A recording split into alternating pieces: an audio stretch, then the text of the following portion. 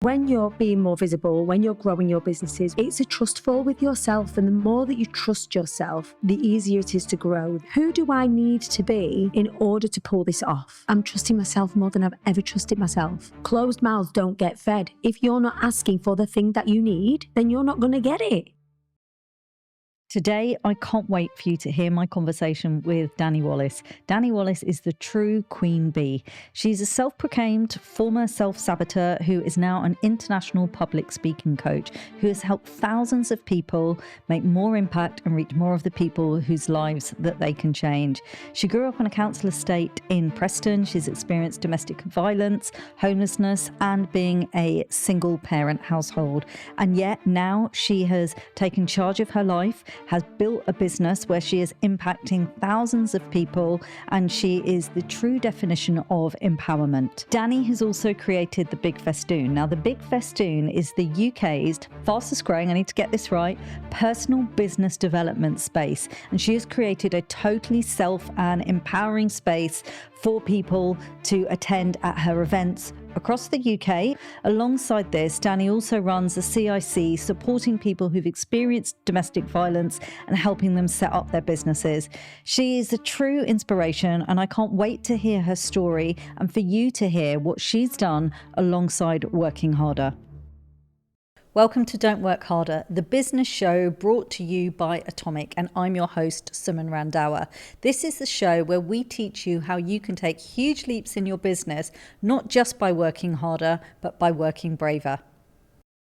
I can't believe we're actually here, Dani. I've been so excited about the opportunity to sit down with you. And when I think about the number of places I've seen you over the years, like firstly, can I just say you're one of the warmest people that I have met in the industry? Like, honestly, I really mean that. And from when nobody even really knew my name, I remember walking into rooms with you and like the way in which you would greet me as if you actually knew who I was. So firstly, thank you for that. Do you know, I've been in so many rooms, especially growing the business right at the very beginning, and feeling so out of place and feeling like such a little fish in such big ponds, that I always I try and make it so that I'm at least one warm energy in a room where I already know people are going to find it difficult. So it's kind of by design, and kind of just about, I don't really realise that I'm doing it, but I always like to make sure if someone needs a hug, like, I got you, girl. I love that. I love that. But when you hear those intros, you know, everything from kind of like your background, where you worked before, everything that you've experienced, what you've grown, the speed at which you're growing it, do you have those moments? Like, how often do you have those moments where you're like, that's me? Every day. Do you still? Yeah, because things change at such a pace. Right. And if I think about sort of where I grew up, the decisions I made as a teenager, coming, back to the UK in my early 20s, having kids, having life experiences, building businesses, working in corporate.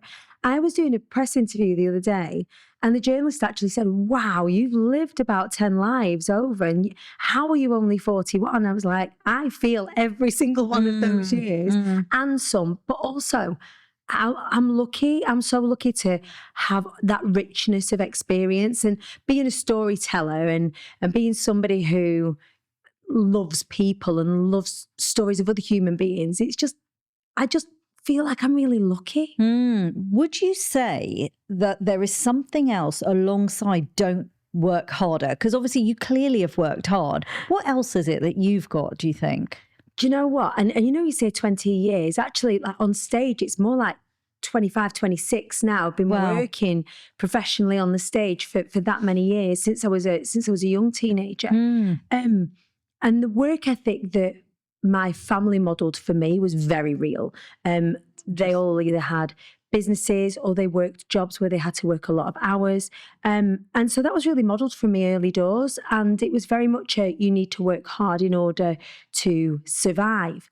However, because of the other experiences that I had as I was growing up, in my teens, in my 20s, I realised that I have a special set of skills that really lend itself to the world that I live in now. So resilience, tenacity, the ability to be agile, to make quick decisions, to trust myself, I think is probably the biggest tool and skill that I've had to hone over the years, and I share this with my clients a lot, my speaking clients, is that when you're being more visible, when you're growing your businesses, when you're attracting more people toward you, it's a trust fall with yourself. And the more that you trust yourself, not the easier it is, because it's not easy, but the easier it is to become a magnet, the easier it is to grow, the easier it is to, when you do make a decision, go all in on that decision. So I think that yes, that resilience and that tenacity and that being able to be quite agile and survive, I've slept on park benches before today. So, my ability to survive we have got form. But those things, people don't really talk as much about how to hone those things. When, if at all, has it stopped feeling like it's gone from hard work into something else? I think for me, the hard work is the things either side of the events themselves, the things either side of the working with clients, the businessing of business, I guess. That's the bit, if we want to describe hard work. Yeah. Energetic work, yes. Yeah. Like when I'm running an event, yes, I'm all in. But it's hard work, but it's not difficult. Yeah, so that's a great definition, isn't it? It requires a lot of energy. It requires me being very switched on. And I'm in a really interesting position as an event producer, as somebody who, at my events, it really is a showcase for the clients that I work with. Yeah. And me performing and hosting as well. I'm looking at lots and lots of different things all of the time. So I'm looking at the reaction of the audience. I'm looking at the light, the sound. I'm listening to the quality of the microphone. Right. I'm thinking about the next speaker, how they're feeling. I'm thinking about where my team are at and are they okay? I'm checking the temperature of where the schedule's going and how people are feeling. Is it moving toward our goal of maybe selling tickets to the next event, maybe, or encouraging people to engage in speaking programs? So I'm thinking about these things all the time. To somebody who isn't used to doing that, that would be difficult. But I don't find that hard. I'm exhausted at the other end. Yeah. But the bit that's hard for me is the kind of the not creative bit, the not stage-centric bit. Sure. It's the businessing of business, the tech. Yeah. So I think that there's hard work, that's the perceived hard work, and then there's difficult work, which is the bit that being neurodivergent and being a creative, I've got to kind of marry all of those skills up. Can you give us some tangible tips on what do you do to conserve your energy? Everybody wants a piece of you. Yeah. What do you do in between the different, I don't know, what would I call them? Acts? What do we call them? Do we call them acts? I mean, they feel like acts. Yeah. Different speakers. Yeah. Absolutely. And then what do you do afterwards? Because I think for loads of us who run events, who do interviews, who do lives, particularly when we're maybe like 30, 40 plus, our energy isn't what it used to be. What do you do, Dani? How do you conserve it? We're going to take a short pause to hear from one of our sponsors. Sponsors help us make the best show possible. Don't Work Harder is sponsored by Constant Contact, the digital marketing platform built with small business owners in mind. With Constant Contact, you can grow your contacts list, send out more emails, organise social media and events, and simply get more done with their advanced automation tools. It's everything you need to grow your business, advance your automation, and attract more of the right customers all in one place. Visit constantcontact.com to get started. Particularly when we're maybe like 30, 40 plus, our energy isn't what it used to be. What do you do, Dani? How do you conserve it? So this is really important, not just if you are speaking or if you're running events, but if you're attending events. Okay. Or if you're going to something that is where your social battery is going to be used. Yeah. So one of the reasons why we feel exhausted, especially if we're podcasting or we're in conversation, and this is still performance, right? We're curating a conversation, of course, to deliver entertainment, but kind of edutainment. So we've got to stay sharp. We've got to be thinking, our synapses are working harder than they would do. So we were just enjoying a glass of wine down at the pub. So and that's not a part of your brain that you engage every single day. So when you enter into an event or on stage or something like that, you've got to be really mindful. You're using very, very different parts of your brain. You're engaging different skills that you don't normally engage. So one of the things that I share is to own your process, because it's very different for lots of different people. So the first thing is, whatever you decide to do to own your process and conserve your energy, that's for you, and you don't have to explain that to anybody. And what could that be then?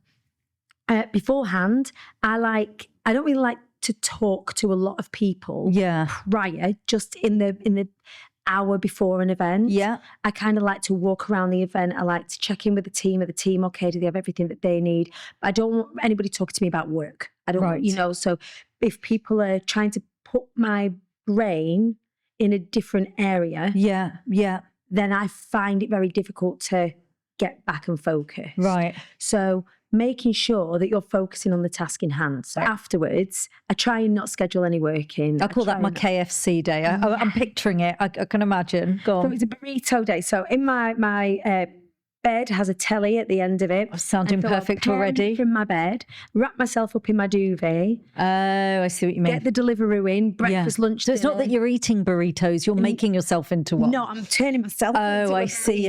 Yeah. And, the kids know that they come into the room and they sit, we can watch TV, but I'm not really engaging. I'm not doing anything. I try not to leave the house as best I can. After a Big Festoon, I don't go home the night of. I have the morning directly after, and my team, my immediate core team, come to my room with their duvets and we sit, and we can't break down the event just yet. And I think that a lot of people will do that, will do an event or go to an event and feel the need to dissect it straight away. Brilliant advice. Yeah. And I don't do that. And I find it very overwhelming. It takes me a little minute to read my phone, because when you've done a great job, you often get such an outpouring. Of course you do. Yeah. And I find that really overwhelming and difficult to receive sometimes. So sometimes I just like to sit in it for a minute and just come back down to earth, allow my thoughts to settle. We explain this, so in our community, as a snow globe effect. So you go to events or you'll do something that involves a high intensity of energy, and the next day you'll feel like you've been shaken around a little bit. Yeah. And so to allow yourself a minute to let that glitter or dust or snow settle and assimilate, and then you can start to break down either your performance or the outcomes or what follow-up you're going to do. But giving yourself that grace and being really unapologetic about it. Because if you try and land running, you're either going to hurt yourself emotionally by breaking things down too soon, looking at feedback too soon, even if it's helpful and constructive. In the direct aftermath, just enjoy the fact you did the thing. Yeah. Bask in the glory that you got something to the finish line and it happened, and then go into it. So you're a international public speaker yourself. Yes. You're also a coach. So I know you run group programs. You must work with clients one-to-one. Yeah. You've got the Big Festoon. And your business, from a milestone point of view, is it safe to say it has been or it is a 7-figure business? Yeah. Okay. Yeah, absolutely. Tell me, what's different about running a 7-figure business to when you hit your first 6-figure? Like, are there different problems? No, they're just bigger. So what we always joke that new levels bring different devils, and we're just about. That's a nice way of saying it. Yeah. So we're now looking at installing the Big Festoon in an arena. Yeah. And if you'd have said that to me 6 years ago, when I couldn't give away tickets, 50 tickets to my very first event where I was doing swapsies for videographers and I was just trying to create my assets. My heart knew, because it was my big plan, that I wanted to run events in arena. I'd got my inspiration 15 years ago from Tony Robbins' events. They kind of unleashed the power within, and I was really interested in, what can we do here in the UK that feels sort of UK centric and yeah. And if you'd have told me then that that's what we were going to be looking at, I would have kind of laughed, because I couldn't see the steps that needed to occur. There's no way I could have gone from a 50-person event in a little hotel somewhere to an arena in one jump. But from when you hit your first 6 figures to now being a 7-figure business, over 2,000 people, what are the different problems that a business owner of that scale holds? responsibility, the weight of responsibility for the team at that level, because the overheads are so significant. Okay. The business that I have doesn't have huge margins. They're tiny, tiny margins. The event that I run, just one of the events, cost £500,000. Wow. So when people, and this is done, I mean, particularly in the online space, there's lots of this, 7-figure earner, and that's great, but the responsibility, on making sure that my overheads are met, and also that my team are looked after. I'm now responsible for PAYE. I'm responsible for mortgages that aren't just mine. Yeah, of course. And I've got to make sure that our business strategy sits alongside that. So I'm not just responsible for my core team of 5. I'm responsible during the run-up to event, whole sub-teams. Right.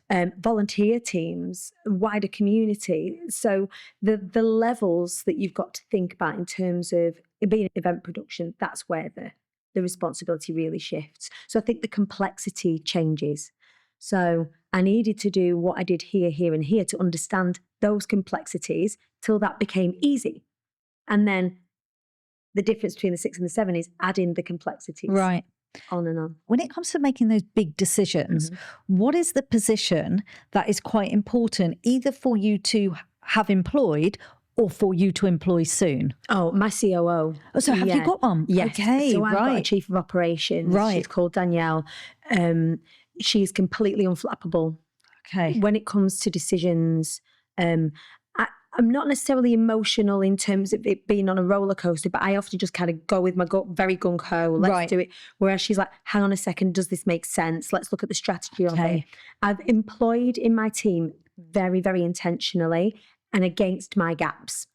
So I think it's really easy when you're first starting out. Like if you're employing your friends or you're working with your friends, if they're suppliers and they're like you, that's actually really dangerous. So break that down a little bit, Dani. What was your lesson or your learning there? And also, how long have you had Danielle? The very first employment I made was against my biggest weakness, which is my ability to organise and execute on admin. I am very aware of what I'm great at. And I'm a great conduit, I'm a great connector, I'm a brilliant performer, I'm the ideas person. Yeah. And on every team, there needs to be 4 different types of people, right? So you need ideas people for sure, but if you're a whole bunch of ideas people, you'll never get anything done. You need results-driven people. Now I'm quite results-driven. So if I've got an idea, I like to kind of, what's in it for me? What's in it for the team? What's in it for my community? Yeah. I like to know what the results are, and I'm driven by that. So I'll hustle for the money. Give me a figure to go and earn. I'll go out there. I'll go and, hit the ground. Then you've got people-driven people, and they'll ask the questions about, how is this going to affect the team? How is this going to affect the client? How, Dani, is this going to affect you? Because I don't often... Again, because of some of the lived experiences that I've had, sometimes I think about myself last in the whole thing. But to have a people-driven person on the team to ask the question, just to hold the mirror up to myself for a second, are you going to be okay if you do all this? And the answer is, yeah, of course, I'll be fine. And then I'm limping in at the finish line. Yeah. It's really important to, when we make business and strategic decisions for the people-driven people on the team to be able to say, how is this going to affect our delivery? How's this going to affect this particular cohort that we've got going on right now? How's this going to affect how people feel about approaching the event?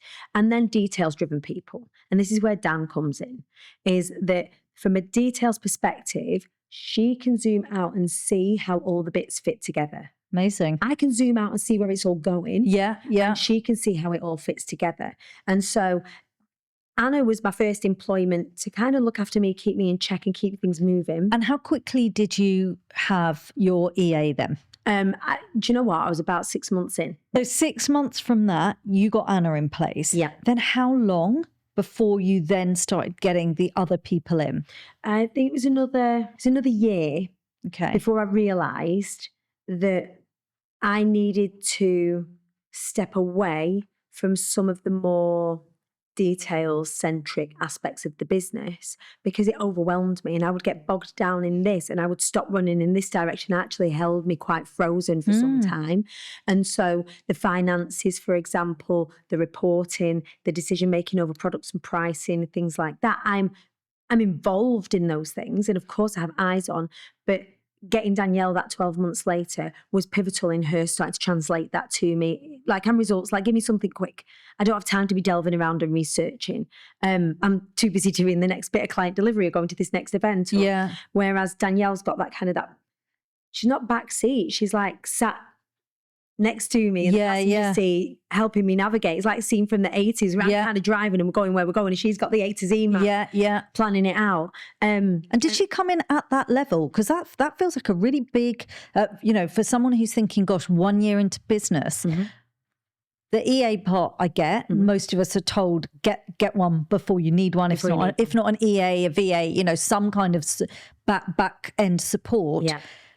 But did Danielle then come in at the COO position? It wasn't at first. Do you know what? We struggled to find a title. Right. Because actually Danielle was a client of mine. Okay. And her business is called Pretty Practical. Right. And so she loves the business of businessing. That's how she would describe it. Yeah. And when we worked together, at the end of the time that we worked together, I asked her a question and I just loved her. I loved what she was about. I loved how she loved business. She loved all the bits that I didn't. Yeah. She's really good at that kind of chess piece playing. So I asked her the question at the end of the time of our working together. If you were to work with me, what would you do? Like, what would you suggest if you was to come in? And she was like, first of all, we'd get your finances sorted. So first of all, it was like, okay, is she CFO? Is that what that is? And then actually it became much more strategic than that. She would look at the whole operation, and finance, yes, forms a part of it. But like we were saying about the mosaic before, how things fit together, she sees all of that and then will manage accordingly. So she's kind of my buffer between pseudo-celebrity Dani speaker out in the world doing the thing. Yeah. And me being amongst the team. She's my buffer between the business and that. When Danielle came into the business, she already knew that. So she not only has this beautiful business brain, she was about our values. And so she's kind of just been my partner ever since. She's my work wife. Yeah. And I think it's interesting because I've always seen you in performance, right? Because you've been on a stage, you're performing, you're speaking, you're running an event. And actually to take that step back, and what's really coming across is how you're running a serious business here, Dani. I know you know that, but you really are. Yeah. How much of you is needed in the business? Right now, loads. Okay. Yeah, still. And that's something that we're, as a team and as a company, and me as a CEO, are being very forward facing about. Like, I'm aware. And I think for being perceived as a personality brand. Yeah. And actually being an events production company is very different. Yeah. And being a public speaking company, there will be, and then it's necessary that there is a shift over the next 18 months to 2 years where the Big Festoon, I think the Big Festoon is getting there now, is recognised in and of itself. And so my dream for the Big Festoon is for the world to have that. And at the minute, I'm at the helm. Yeah. And of course, it's Dani Wallace's show. Of course it is. Like, I've got zip wires planned and everything. I'm far away from dropping out of that yet. But the plan is to build the event so I'm able to hand that over. Right now, there's lots of direct client work. There's, lots of direct liaison from me in terms of production. I'm still on an event morning going down to the lockup in a van myself and loading the van up. Right. I certainly don't expect to be doing that once we're in arena. Yeah. But it's still very dependent on me by design, so that when I do strategically hand it over, it should feel seamless because I'll know every single aspect of what I want to hand over and when. Yeah. And for anyone who's thinking that they need to get that balance right, because it's the balance right, isn't it? Like, it's not particularly well expressed, but I feel like this is more than ever. It's about being a very clear face of your brand while still allowing your brand to exist without you. Like the two almost contradict each other. So if you were going to give someone some advice on how they get that balance, what maybe 2 or 3 things have you done, not about what you're going to do going forward, but have you done to get you to this point that will help them? So be trusting the people that you surround yourself with in terms of your team and allowing them to do their job. Like, I think it's one of the most difficult things as a founder with your baby that you've nurtured. Yeah, when baby the term. Yeah, absolutely. I think it's actually treating your business like a baby isn't that healthy, because you can be really almost overly emotionally attached to it. We've got to remember it is business. It's a means to make money. It's a means to serve people, of course. But if you're so invested as it's my baby, it means you'll really struggle to relinquish the bits of it that even you might enjoy, but you just don't have the capacity to do anymore. I love social media. I love writing things on social media. I like taking selfies on social media. I like doing live streams. Can I and do I have the capacity to be as present on social media as I need to be to grow my audience? No. So I have to have a social media team. Right. I have to have a marketing team. At the beginning, of course, it was all me. But then trusting my marketing team, I've got Bethany on my marketing team. She's amazing. I've got Lindsay on my Instagram. She's amazing. Being able to trust them with my voice, being able to trust them with my heart, being able to trust them with my community, and allowing them to fly is probably the biggest thing that you can do. But how then? Because I think trust is really easy to say. And, you know, particularly for those of us that are maybe in the first few years of kind of having run a business, we're still using that term, it's my baby. And you're absolutely right. You need to start making sensible decisions that are tied into what is not just what is a good opportunity, but what is good for the business. So trust, what have you done to help you trust others to run what is your business? We are very honest, lovingly honest with each other as a team. Okay. When it comes to, if we don't get things right, then we fail forward. And that's part of our value set, that we fail forward. We acknowledge that we're going to fail. We're going to have to, because we're still relatively new. We're not, titans in the field. We just look like it. And so with that kindness and compassion that we have with each other as a team, and the kindness and compassion that I have as a leader, it doesn't give carte blanche to just go effing up all over the place, but it does give carte blanche to say, hey, try this thing out. Test it out. In fact, your brain is probably better at it than me. And, how do you trust it? Do it. Test it. See if it works. If it doesn't work, guess what? Do something else. So I don't think there's like an intrinsic, you do this in order to trust somebody. You recruit and you bring in based on your values, based on their understanding of that and how magnetized they are. Making sure that one of my former mentors actually said this phrase to me, and this really stuck with me. Don't tell me you're funny, make me laugh. How interesting. And so when the team have got an idea and they say, let's do this thing, I'll say, don't tell me you're funny, make me laugh. We'll try it. It's a bit like saying, don't tell me what you're going to do, tell me that you're doing it. Thinking of like all of these things, do you remember, I asked you a question before we did the interview today, where I said, tell me about like what is a moment you're proudest of so far in your business. And I was not expecting the answer I got, but it was a beautiful answer. Can you remember it? Yeah, because it is. Will you the share proudest moment. Yeah, absolutely.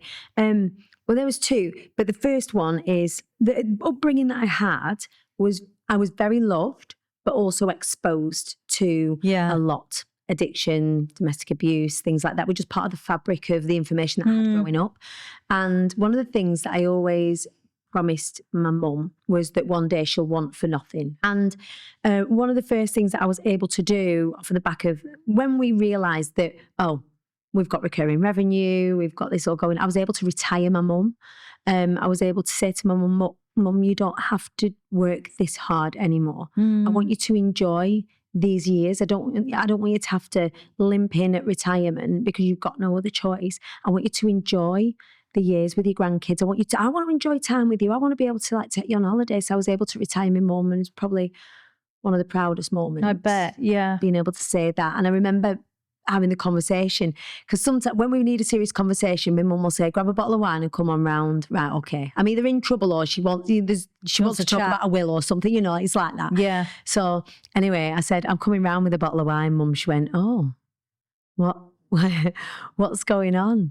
And I just said, look, I've crunched the numbers, Mum, and I know that this is, how much you earn a year. I want to better that a little bit, and I want you to go and hand your notice in next week, please.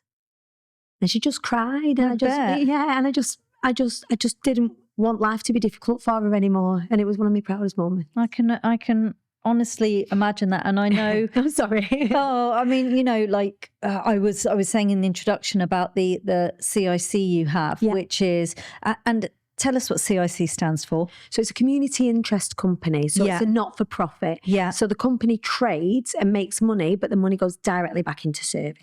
And tell us what that that business is, because again, that ties in. And obviously, I think I said to you, I'm very thorough with my research. So I even know what your sister does. Yeah. You know, it feels like actually you guys, what you grew up around and how you've given back is really a core part of the way in which you live your life. So tell me a little bit about your CIC, because that feels like another really proud moment. It really is. It really is. And the thing is, you know, when I was saying to you at the beginning of the interview, I could pinch myself with how lucky I feel and grateful that I feel every day. The Fly Anyway Foundation is the CIC that I've created. Okay. As a result, and because of the information that I had growing up in terms of intimate partner relationships and what have you, by the time I was in my early 20s, I was experiencing domestic abuse myself. Right. It escalated to a point where I lost my house. There was lots of financial, like coercive control, things like that. And I had my two eldest children I had at the time, they were under the age of 3, and we was homeless and we were sofa surfing. And we'd come through the other side of that and found somewhere to live. And we were watching the Bee movie. And in the Bee movie, there's this quote that aerodynamically, bees shouldn't be able to fly. The little wings shouldn't get the fat bodies off the ground. And the bee doesn't care. I'm paraphrasing. The bee doesn't care what humans think is impossible. The bee flies anyway. And I sat there and I clutched my pearls and I was like, that's what I do. I fly anyway. And so the Fly Anyway Foundation is a CIC that I've created.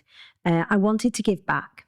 And we help people who've experienced domestic abuse build businesses. Because one of the things that I found being on the other side of that experience, that I was pretty unemployable. Right. And it wasn't because I wasn't intelligent or that I wasn't astute or that I wasn't capable. It was that the confines of employment didn't really serve the trauma that I'd experienced. Yeah. Or, you know, indeed, as I found out further on, like the neurodivergence I had and all of this sort of stuff. But business really saved my life. And what I wanted to do with what I knew and know about business was to put my hand back behind me, or, you know, pop the ladder down instead of just climbing the ladder and keep climbing. And only the people that can afford, you know, the thousands of pounds that it is to engage with the programs to do that is to really give back into the community and into people who've had those experiences and show them just what's possible and share with them what's possible. So I did that on this side because my sister and I made a pact when we were 13. I mean, you know, whilst on one hand we were saying that 7 years in running your business, you know, means that you've put the graft in, it also feels like you've achieved like a lot. Mm-hmm. Do you still have wheels fall off the bus moment? Every day. Yeah. What was the last one that felt big, and what did you do? It's actually really interesting, this last wheels falling off the bus moment. With events, and anybody that's in events will know it's a roller coaster. So why is it a roller coaster? What element of it? From idea to execution, there are lots and lots of moving parts. Okay. So there's the event design. So there's the vision of the event, for sure. Yeah. But then there's getting bums on seats. Okay, so selling the tickets. Selling the tickets is a roller coaster. And buying patterns when it comes to tickets there are patterns. And it's hard to trust those patterns when you just want to sell your event out. And when you've had experiences like I have, when you've put an event on sale and it's sold out before. So we think, we just sell out now. What's the general pattern that should, not necessarily yours, but that people should be aware of when they are running events? Because there does feel like there's more events than ever. So first of all, just by telling everybody you're having an event does not mean every person and the dog are going to fall over each other for a ticket to the event. They're going to need to understand, if they attend the event, what is in it for them. What's in it for them is such a big one, right? Just because you think you're going to put on a lovely event does not necessarily mean that the people that are watching along or the people that are engaging with you are going to think, well, that's relevant to me. What's in it for me? And we got that really wrong for a number of years. Really? Because people was like, well, what is it? What is the Big Festoon? Yeah. What does it mean? And actually, it's a business and personal development event where, yes, I get to showcase my speakers, but also you are encouraged to connect and do well. And it's intersectionally inclusive. And if you're a member of the trans community, Black community, brown community, and, you know there's somewhere where you can call home. That's massive to you, isn't it? Yeah, it really is. And so it's, first of all, it's the tickets. And what will happen is you'll get some people that buy tickets at the beginning when you open the doors. Yeah. And then crickets. Okay. And so what you need is a series of like mini launches within the period. And people either buy it really far in advance and forget. Yeah. And then aren't able to make the event. So there's like there's that element. Yeah. So we've got to think about timing before the event. So between 6 and 3 months prior to the event, go for that. And then it'll be crickets. And then in the 2 weeks before the event, it will be a mad dash. And you've almost got to sit there and hold your nerve. And I still get to the night before an event and go, what if nobody turns up? Like, it kind of feels like that. The other thing about events is the cost of events. And if you look at an event like mine, at Atomicon, for example, where the production value is very, very high, it's a big venue, there's lots and lots of moving parts, means there's lots of suppliers. And there's lots of suppliers to pay. And there's lots of suppliers to pay through things like brand partnerships, sponsorships, tickets. Often than not, the tickets might not necessarily cover the cost of the whole thing. Getting the economic landscape correct around your event is something you've got to think about right at the beginning. And you've also got to have contingencies because it isn't always necessarily a smooth ride. But the wheels fell off because we had a cash flow problem. Right. Oh, yeah, and God. it happens for everybody that I'm needing to hustle like £80,000 in 2 weeks, which is a phenomenal amount of money, and worried that I didn't panic. Because in the past, and this happens consistently. That's interesting. You worried that you weren't panicking. Yeah, I was worried that I wasn't worrying. And I had to really break that down, because in the past, what I'd done is the wheels would come off. I would cry. Sometimes I just have to have a paddy. Yeah. I just have to stamp my feet and throw my toys out of the pram. Yeah. And my team are almost aware of it. And it's not at anybody, it's at myself. I'm the worst to myself. So I'll be, internally thinking, I'm not enough, I'm not able to do this, I'm going to let everybody down, I'm so sorry, I'm sorry that I work you all so hard. If you can just hold on with me, we're nearly there. Please trust me while I go out and do this. Wow, so that even after all these years, that can rear its head. Yeah. Okay. Consistently. And what I noticed is... Yeah, so what was different? We've got form. You've done it. We've done this 10 times. Yeah. 12 times, actually. We've done this 12 times. And the feelings and the problems or challenges are very similar each time. And so new levels bring in different devils, but actually they're the same problems, just with more responsibility. But if I know how to handle those problems, and I know the question I have to ask myself when that happens is, who do I need to be in order to pull this off? Do I need to be super emotional? Do I need to take to my bed? Do I need to rest? Do I need to stop for a second and not panic and just give myself a hot minute, gather my beans, and then seek counsel from the people that I trust? And the more that I lean into that, the less that I panic. And I was saying to you right at the beginning of this conversation, this whole thing is a trust fall with myself. Yeah. And I think now this level of growth for me is now I'm trusting myself more than I've ever trusted myself. I'm trusting my abilities. I'm being my most me I've ever been. Yeah. And I'm embracing every single inch of that, including the panic, including the anxiety, including, we've been here before. We know how to do this. Who do we need to speak to? Who do I need to be? What energy do I need to pull from within myself in order to make this happen? And also ask the question, do you need a day off? That's what I was going to ask you. So what do you have to build in to your working week? Days off. Right. I'm yet to get that right. I'm getting that not so right still, because the pressure is real. And I think there's a bit of ego at play as well. I think a lot of people who relate to this, I couldn't possibly take a day off. And then you realise that the business doesn't run if you are not well. Yeah. The business doesn't run if you are fat, if you are not fat. You can't serve your clients to the best of your ability if you're limping in on your calls with them, not even on half empty, on a minus tank. And so you owe it to your business, to yourself, to your mental health, to your clients, to make sure that that's built in. Even on the days where you go, I need this day to hustle. I need to hustle. The feeling is very, very visceral, but you can't make good decisions from a position of panic and stress. Yeah. It's been so incredible. And I know when we were speaking, I said, look, there are so many interviews with you out there, but what I wanted to do, and I am so grateful for you opening the doors to Dani's mind and letting us in a little bit. Before we start wrapping up, the vision, next 5 years, where are you going? So we'll have one big arena event here in the UK. It will live in Manchester because Manchester is the home of the worker bee. We'll have a fringe event that we run, and hopefully that home will remain Ideas Fest. And we'll have a smaller installation here in the UK. Yeah. And then over in the US. So we landed in Hollywood, in LA, in March, just gone. And that was quite contentious because obviously there are lots of things that are happening in the political climate right now. Is it the right thing to do? And the answer is, I really believe it is, because I think more people now more than ever need to feel safe and included. And if I can provide an event where we're unashamedly those things and we're not running away from that, we're running toward it, then I think, I'm going to stay in that necessity and within that calling that the Big Festoon has. So we landed in LA in May. We're going to grow that event in LA to match that of the size here in the UK. That's going to be 2 10,000 delegate events. One in LA, one in Manchester, and then a fringe on the East Coast. So either be Miami or New York. So we've got to find the right venue and the right sort of community around there yet. But yeah, 5 years' time, 4 big events. It'll possibly be more because of the commercial things that we're doing at the minute.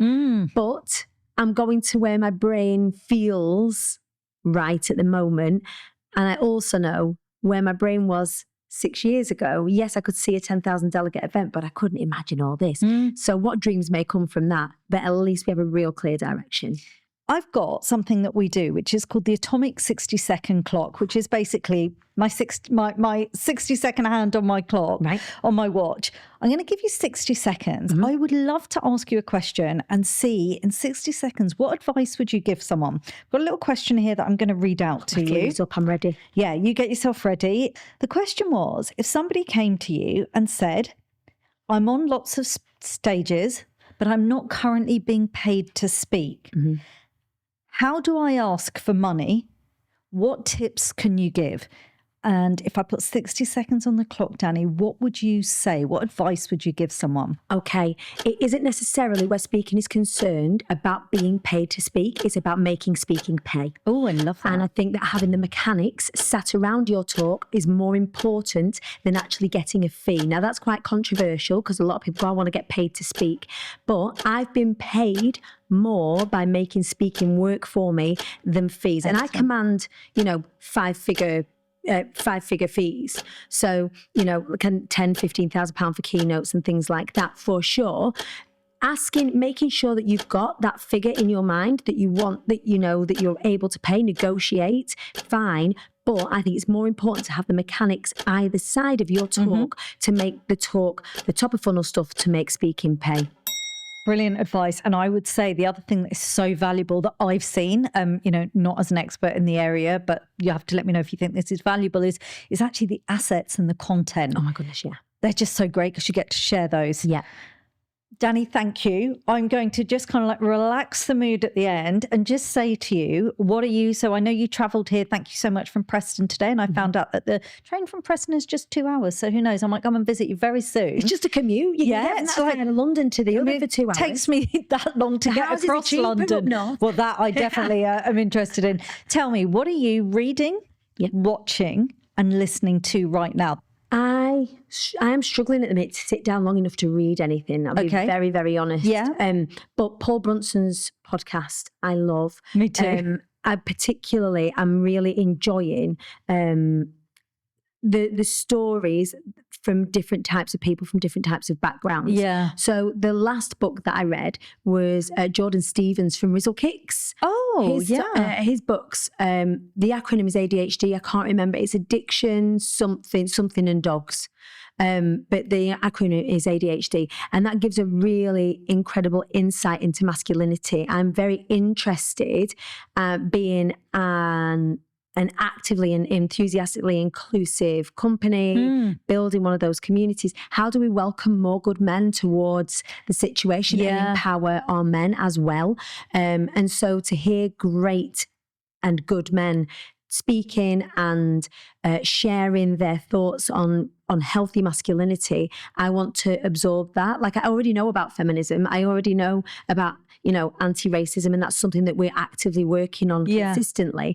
But one of the things in the noise of all of that is that we often, forget about how we're bringing our men along with us for the ride as well. And so learning from Jordan Stevens through the Russell Brunson podcast, you can check him out through there as well. But through his book, what am I watching?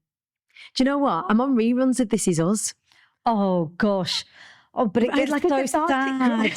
I think because sometimes it's such an investment, though. How many series were there? Was there like 8? Oh my gosh, it's a lot. It took me years to watch it, for sure. Yeah, but one of the things that I struggle with sometimes is tapping into my emotions to feel them freely. Oh, wow. And there's lots to feel there. I'm feeling all the things. Yeah. And I have this real big cathartic cry, and then I feel great at the end of it. So it just kind of helps me move emotion through. Oh, amazing. Dani, it's every bit as wonderful as I was imagining speaking to you would be. So thank you so much for being here with us today. Thank you for having me. Thank you. Mm-hmm. It's so interesting when you speak to someone who's got such a stage presence. For those of you that also know Dani, most of us have seen her on stages in performance, and actually to sit down and hear about the business brain that goes behind the business that she's built.